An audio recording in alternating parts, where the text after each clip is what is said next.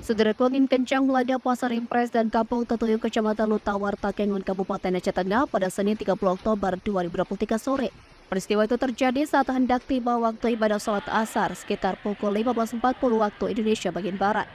Sejauh ini belum diketahui berapa banyak kerusakan dan apakah ada korban jiwa atau tidak, sebab masih dalam pendataan pihak terkait di Aceh Tengah.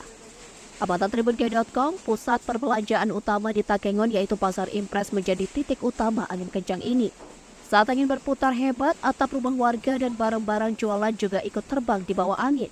Bahkan warga Takengon juga sempat merekam video dan tampak seng berputar di udara. Berdasarkan laporan saksi mata, angin kencang datang tiba-tiba menghantam Pasar Impres dan Kampung Tetuyung dengan kecepatan yang merusak sejumlah fasilitas usaha dan rumah warga. Banyak pedagang dan pengunjung yang berada di pasar saat itu terkejut dan berusaha menyelamatkan diri. Beberapa bangunan di pasar mengalami kerusakan serius termasuk atap mal Pasar Impres dan dinding yang retak.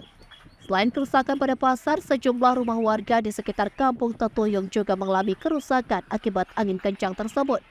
Hingga berita ini diturunkan, belum mendapat laporan resmi dari pihak Badan Penanggulangan Bencana Daerah atau BPBD Aceh Tengah terkait korban dan kerusakan yang dialami. Dari Aceh Tengah, Romadani, Tribun Gayo.